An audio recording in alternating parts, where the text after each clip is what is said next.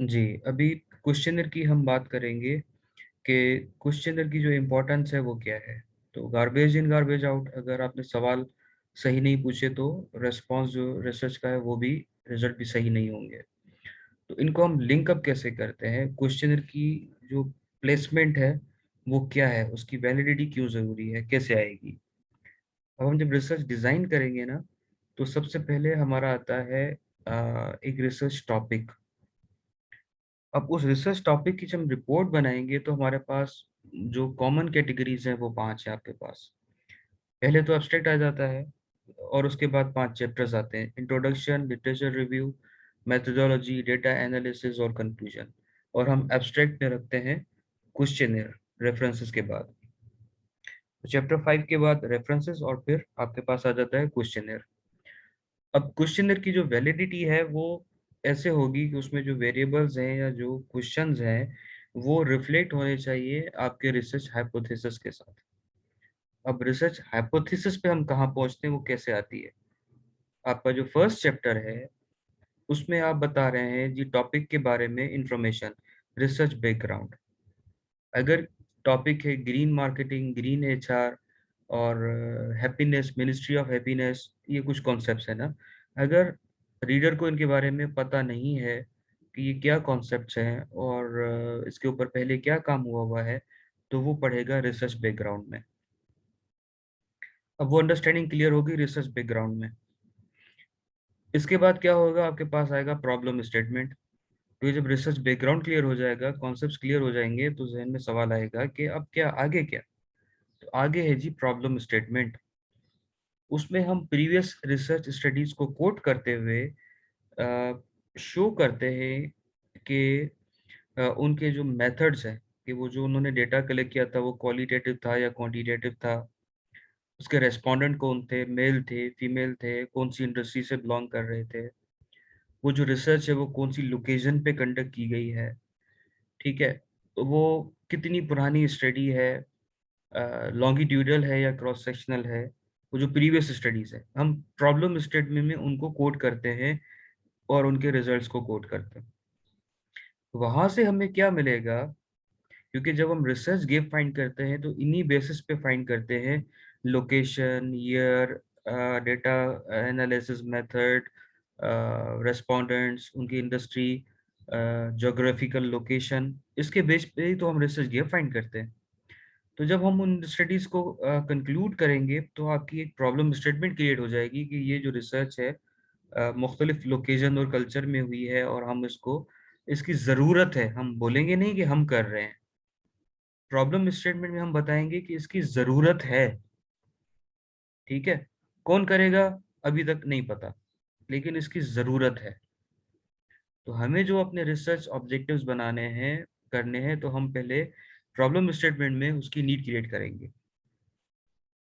फिर हम बताएंगे अपना रिसर्च एम। जब प्रॉब्लम स्टेटमेंट में एक प्रॉब्लम क्लियर आ जाता है कि जी बैकग्राउंड में टॉपिक क्लियर हो गया, प्रॉब्लम में एक गैप क्रिएट हो गया, फिर aim of this study is to address this issue. अब उसको करने के लिए हम उसको रिसर्च ऑब्जेक्टिव्स में डिवाइड करेंगे। ऑब्जेक्टिव्स जो है हम कह दीजिए to determine the relationship of monetary benefit on employees performance, तो वो ऑब्जेक्टिव हो गया। अब इसको हम कन्वर्ट करेंगे रिसर्च क्वेश्चन के अंदर। जी what is the relationship between monetary benefit and employ performance. अब दो वेरिएबल आ रहे हैं ना इसके अंदर, मॉनेटरी बेनिफिट और एम्प्लॉय परफॉर्मेंस। फिर हम एक हाइपोथेसिस बना देंगे कि there is a positive impact या there is a negative significant impact of monetary benefit on employ performance. अब जब हमें दो वेरिएबल्स मिल गए, तो अब जब हम क्वेश्चनर में जो ये दो वेरिएबल होना बहुत जरूरी है, एक वेरिएबल होगा मॉनेटरी बेनिफिट और एक वेरिएबल होगा एम्प्लॉय परफॉर्मेंस। तो मॉनेटरी बेनिफिट के ऊपर क्वेश्चन पूछे जाएंगे क्वेश्चनर में और एम्प्लॉय की परफॉर्मेंस के ऊपर पूछे जाएंगे, ठीक है। तो एम्प्लॉय परफॉर्मेंस में जो वेरिएबल होगा उसके बारे में हम पूछेंगे जी के एम्प्लॉय की जो प्रोडक्टिविटी है वो इंक्रीज हुई, वेस्टेज डिक्रीज हुई, कॉस्ट इफेक्टिव हुआ, मोटिवेशन इंक्रीज हुई, ये सवाल पूछेंगे। न कि हम पूछेंगे कि एम्प्लॉय की सेहत कैसी है, वो कहाँ घूमना पसंद करता है, उसकी फैमिली साइज क्या है। ये इरेलीवेंट क्वेश्चन हो जाएंगे तो हम कहेंगे कि these are not the valid questions. इधर आपका जो क्वेश्चनर है ना, ये डेटा इनपुट हो रहा है आपका। अगर हाइपोथेसिस में जो डेटा हमने क्वेश्चनर में पूछा है, वो एम्प्लॉय परफॉर्मेंस में हम पूछ रहे हैं जी कि उसकी सेहत कैसी है, जी कहाँ घूमना पसंद करेगा, लाइक्स और डिसलाइक्स क्या हैं, तो ये इररिलेवेंट क्वेश्चंस हैं। वो लाइकेट स्केल तो हमें मिल जाएगा, वो एग्री डिसएग्री भी कर लेगा। लेकिन जब हम उसको ह्यूमन आई से उस क्वेश्चन को पढ़ेंगे, तो हमें पता चलेगा these are the irrelevant questions. Although SPSS में लाइकेट स्केल दिया था, उसका रिजल्ट तो आएगा, लेकिन वो रिजल्ट ठीक नहीं है क्योंकि क्वेश्चन सही नहीं थे। इधर आपका क्वेश्चनर फिट होता है और उसकी इंपॉर्टेंस आती है।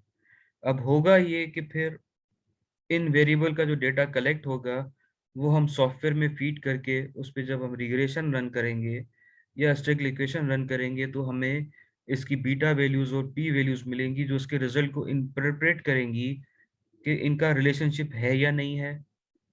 ठीक है, बीटा साइन पॉजिटिव है तो पॉजिटिव रिलेशनशिप है, नेगेटिव है तो नेगेटिव रिलेशनशिप है। पी वैल्यू इसकी जो है वो लेस देन 0.05 है तो significant, there is relationship. Beta value अगर आती है 0.5 तो मतलब बीटा वैल्यू 2 टाइम्स चेंज होगी, मॉनेटरी बेनिफिट जो है वो 2 टाइम्स चलेंगे, तो वहां पे परफॉर्मेंस 1 यूनिट इंक्रीज होगी, उसके हमें स्ट्रेंथ का पता चल रहा है। तो ये चीज, फिर क्या होगा, hypothesis is testable, research objective and research questions are not testable. हमें उनको टेस्ट करने के लिए, आंसर करने के लिए हाइपोथेसिस बनानी पड़ी, उसके वेरिएबल बनाए, उस वेरिएबल का हमने डेटा कलेक्ट किया, उस डेटा का जो रिजल्ट आया स्टैटिक्स का, उसको हमने इंटरप्रेट कर दिया रिसर्च क्वेश्चन में। फिर जो ऑब्जेक्टिव था to determine the relationship between monetary benefit and employ performance, अगर जी पॉजिटिव है, इसका मतलब है मॉनेटरी बेनिफिट बढ़ाएंगे तो परफॉर्मेंस इंक्रीज होगी।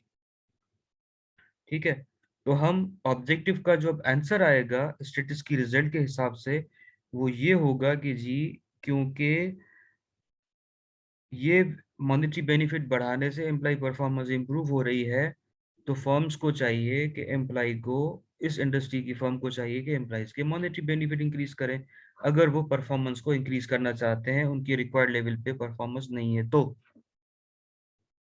अब एक एग्जांपल दूंगा, जैसे मुख्तलिफ डिस्काउंट पैकेजेस आते हैं ना, coupon discount, customer loyalty card, by one get one free.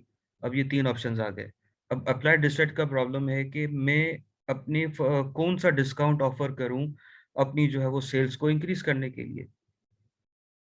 तो ये मेरे पास 3 वेरिएबल आ गए ना, coupon discount, by one get one free, और आपका जो है customer loyalty system, loyalty points. ठीक है, अब ये जब मैं दे रहा हूँ या डिस्काउंट दे रहा हूँ, तो ये चारों में से मैं कौन सा ऑप्शन सेलेक्ट करूँ? अप्लाइड रिसर्च का क्वेश्चन है, तो मैं इसके ऊपर इन डिस्काउंट पैकेजेस के ऊपर क्वेश्चन बनाऊंगा या अडॉप्ट करूंगा क्वेश्चन प्रीवियस रिसर्च से, और देखूंगा कि सेल परफॉर्मेंस पे इफेक्ट है या नहीं है। तो जी मैं देखता हूँ कि by one get one free का इफेक्ट नहीं है, कूपन डिस्काउंट जो है उसका इफेक्ट नजर आ रहा है। तो हाइपोथेसिस से मुझे क्या पता चला, उसकी पी वैल्यू से पता चला जी के बाय वन गेट वन का इफेक्ट नहीं है, कूपन का इफेक्ट है। तो ऑब्जेक्टिव क्या था, to determine the impact of, जो मुझे करना है वो कौन सा जो डिस्काउंट है वो ऑफर करना चाहिए। तो मैं इनको सजेस्ट करूंगा, ऑब्जेक्टिव जो डिटरमिन करना था कि by one get one offer कर रहा है या नहीं कर रहा, या कोपिन कर रहा है नहीं कर रहा, तो मैं कहूंगा जी कोपिन डिस्काउंट ऑफर करें, by one get one free offer करना जो है वो गलत, वो सही नहीं है। तो इस तरह से हम टेस्टिंग पे आते हैं, तो क्वेश्चन से डेटा इनपुट होता है, हाइपोथेसिस को आंसर करता है वो, रिसर्च क्वेश्चन, फिर रिसर्च ऑब्जेक्टिव। तो ये चीज आपकी इस तरह से होती है। अब ये स्ट्रक्चर समझें प्लीज। ठीक है, तो चैप्टर 1 में आपके हाइपोथेसिस जो है वो लिंकअप हो जाती है क्वेश्चन के साथ। फिर चैप्टर 1 में आपके पास आता है scope of the study. Scope of study हम बताएंगे जी, रेस्पोंडेंट कौन होंगे, डेटा एनालिसिस का तरीका कौन सा होगा, ज्योग्राफी की एरिया कौन सा होगा, ईयर हम कब तक का डेटा कलेक्ट करेंगे। तो ये स्कोप ऑफ स्टडी सेट होता है। तो जब एग्जामिनर हमसे पूछता है जी आपने इस ज्योग्राफिकल लोकेशन में तो काम किया, दूसरी में क्यों नहीं किया, तो हम कहेंगे कि this is out of the scope of our study. तो वो स्कोप सेट किया जाता है चैप्टर 1 में। और आता है आपके पास सिग्निफिकेंस ऑफ द स्टडी, इसके बेनिफिशियरीज कौन है, इसकी स्टडी से फायदा किसको होगा। ये चैप्टर 1 जो है ना वो अहद वफा है, ठीक है। मैं इसको कहता हूँ अहद वफा, वादा है। चैप्टर 5 जो है वो उसकी रिफ्लेक्शन है, वो उसकी आंसर है कि आपके वो जो हाइपोथेसिस के रिजल्ट आया उनका कंक्लूजन जो है टेक्स्ट फॉर्म में ऑब्जेक्टिव को 1 बाय 1 आंसर करेगा कंक्लूजन के चैप्टर में। और फिर आपके पास इम्प्लीकेशन आएगी, जो आप सिग्निफिकेंस आपने बताया था जी इन लोगों को फायदा होगा। अब इम्प्लीकेशन में आप बताएंगे कि उन लोगों को क्या फायदा हुआ, ठीक है।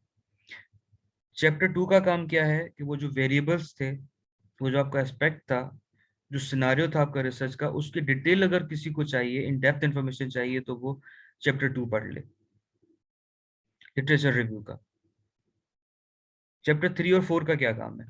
चैप्टर 3 है रिसर्च मेथोडोलॉजी, जिसमें हम बताते हैं कि रिसर्च डिजाइन कौन सा है, क्वालिटेटिव है, क्वांटिटेटिव है, डिस्क्रिप्टिव है, एक्सप्लोरेटरी है, एक्सप्लेनेटरी है, पॉपुलेशन ऑफ स्टडी कौन सी है, नोन है या अननोन है।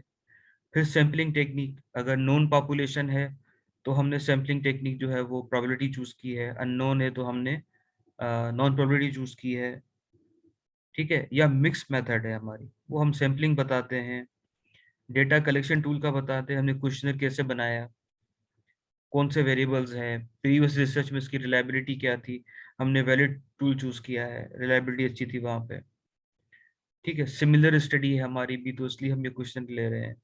और फिर हम बताते हैं कि हम फ्यूचर में डेटा एनालिसिस टेक्निक कौन सी यूज करेंगे इसके ऊपर। तो ये चीज हम chapter 3 is checklist of chapter 4। हम बनाते क्यों है चैप्टर 3? हम चैप्टर 3 इसलिए बनाते हैं कि चैप्टर 1, 2, 3 आपका रिसर्च प्रपोजल होता है, ठीक है, या कंसल्टेंसी रिपोर्ट आपकी जो है डेटा कलेक्शन करने से पहले एक पॉइंट होता है, मिड पॉइंट, जहां पे आपकी कंपनी और यू कंसल्टेंट आपस में एग्री होते हैं कि जी ये प्रॉब्लम क्लियर है, इसकी डेटा एनालिसिस के ऊपर जो टेबल जनरेट होंगे वो डमी टेबल्स ये हैं, आपका डेटा इस फॉर्म में नजर आएगा, ठीक है। अगर आपको एग्री है, आपको ये इन्फॉर्मेशन चाहिए, इसमें से कुछ एलिमिनेट करना है या इसके अंदर कुछ ऐड करना है, तो वो चीज़ डिस्कस होती है वहाँ पे। क्वेश्चनर डिस्कस होता है कि ये डेटा कलेक्शन के लिए सही क्वेश्चनर है या नहीं है। तो ये आपका रिसर्च प्रपोजल जब एक्सेप्ट होता है तो डेटा कलेक्शन फेज आता है, और फिर उसका डेटा एनालिसिस होता है चैप्टर 4। वो सारी रिसर्च टेक्निक, डिस्क्रिप्टिव स्टैटिक्स और इन्फ्रेंशियल स्टैटिक्स आपकी वहाँ पे यूज होती है। तो ये आपकी, मैंने आपको रिपोर्ट एग्जामिनर के पॉइंट ऑफ व्यू से बताइए कि एग्जामिनर रिपोर्ट को कैसे पढ़ते हैं और कैसे चेक करते हैं। बहुत इंपॉर्टेंट पॉइंट है ये आपके लिए, आप चाहे पीएचडी करने के लिए चले जाए ना, तब तक के लिए आपके ये पॉइंट इंपॉर्टेंट है। तो questionnaire is this much important, ठीक हो गया जनाब। अब रिसर्च पेपर पढ़ेंगे तो उसमें आपको चैप्टर 3 और 4 नहीं मिलेगा, उसमें आपको इंट्रोडक्शन होगा, ठीक है, लिटरेचर रिव्यू होगा और फिर मेथोडोलॉजी आ जाएगी। उसमें टेस्ट का नाम होगा और उसके रिजल्ट्स होंगे, क्योंकि उनको एक्सेप्टेंस नहीं चाहिए, न क्लाइंट की न एग्जामिनर्स की, वो रिसर्च पेपर है। तो इसलिए चैप्टर 3 और 4 को मर्ज कर दिया जाता है रिसर्च पेपर में, वो टेस्ट का नाम आता है और उसके रिजल्ट्स भी आ रहे होते हैं, और फिर उसका जो है वो कंक्लूजन एंड फाइंडिंग आ जाती है। तो आपके रिसर्च पेपर और रिसर्च रिपोर्ट में ये थोड़ा सा फर्क है।